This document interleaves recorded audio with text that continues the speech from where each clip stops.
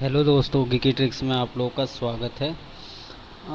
आप इस वीडियो में मैं आज डिस्कस करने वाला हूं कि विंडोज़ सर्वर 2012 R2 को इंस्टॉल करने के लिए मिनिमम हार्डवेयर क्या होना चाहिए हमारे मशीन की, और इसके साथ ही साथ हम विंडोज़ सर्वर 2012 के रोल्स एंड फीचर्स और इसके एडिशन एंड लिमिटेशन के बारे में भी बात करेंगे। तो सबसे पहले हम जो डिस्कस करते हैं वो किसी भी मशीन में विंडोज सर्वर 2012 को इंस्टॉल करने के लिए हार्डवेयर रिक्वायरमेंट मिनिमम क्या होनी चाहिए, तो उसके बारे में हम डिस्कस करते हैं। तो चलिए शुरू करते हैं।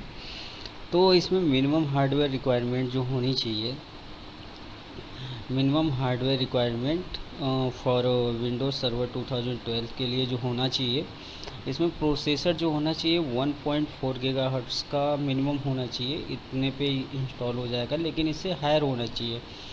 और मतलब कि इससे हायर ही होना चाहिए, क्योंकि अगर अच्छे से वर्क कराना है मशीन को, सर्वर को, तो इससे हायर होना चाहिए 1.4 गीगाहर्ट्ज़ से। और जो आर्किटेक्चर होना चाहिए वो 64 बिट का आर्किटेक्चर होना चाहिए। और इसी के साथ जो रैम की बात करें तो रैम जो होना चाहिए 512 MB या मोर मतलब होना चाहिए। वो 512 MB पे इंस्टॉल तो हो जाता है, लेकिन वर्क अच्छे से नहीं करता है।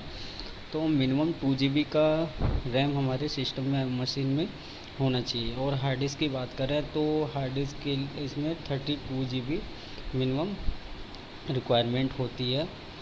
और इसके बाद हम बात करते हैं कि रोल्स एंड फीचर की अगर बात करते हैं तो जो रोल्स जो होते हैं विंडोज सर्वर 2012 R2 में, वो 20 रोल्स होते हैं। और जो इनके फीचर्स होते हैं वो 55 फीचर्स दिए हुए हैं।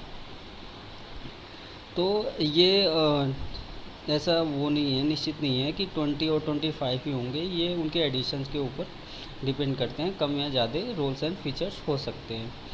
अब हम बात करते हैं इनके एडिशंस और लिमिटेशन आप विंडोज सर्वर 2012 R2 के।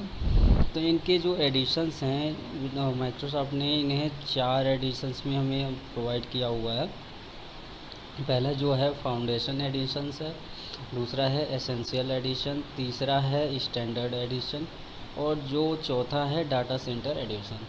तो चलिए हम बात करते हैं स्टेप बाय स्टेप, एक एक की बात करते हैं। तो सबसे पहले हम फाउंडेशन एडिशन की बात करते हैं। फाउंडेशन एडिशंस में जो इसके लिमिटेशंस हैं वो इसमें जो CPU सॉकेट लिमिट जो है इसमें वो 2 CPU तक सपोर्ट करता है, 2 CPU।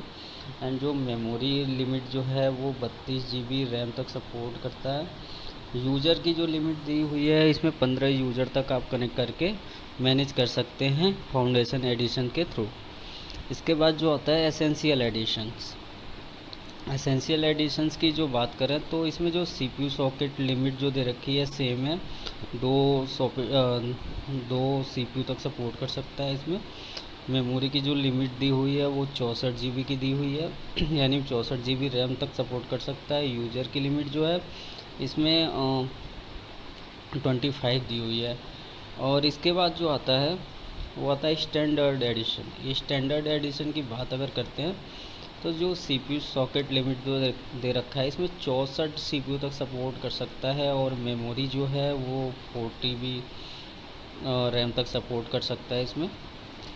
और जो यूज़र लिमिट है इसमें अनलिमिटेड दिया हुआ है, मतलब कि अनलिमिटेड यूज़र हम इससे मैनेज कर सकते हैं, इसमें कोई लिमिट नहीं है। इसके बाद जो चौथा आता है डाटा सेंटर एडिशन। इसमें जो CPU सॉकेट की लिमिट दी हुई है वो 64 है, मतलब 64 CPU तक सपोर्ट कर सकता है। मेमोरी लिमिट जो दी हुई है वो 4 TB तक दी हुई है, मतलब 4 TB रैम तक सपोर्ट कर सकता है। यूज़र लिमिट जो दी हुई है वो अनलिमिटेड दी हुई है। तो ये हमारे चारों एडिशन जो मिले हुए हैं हमें माइक्रोसॉफ्ट की तरफ से, उनके ये लिमिटेशंस हैं।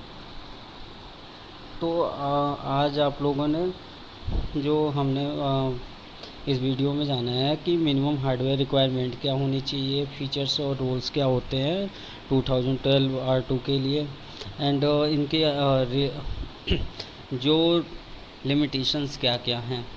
तो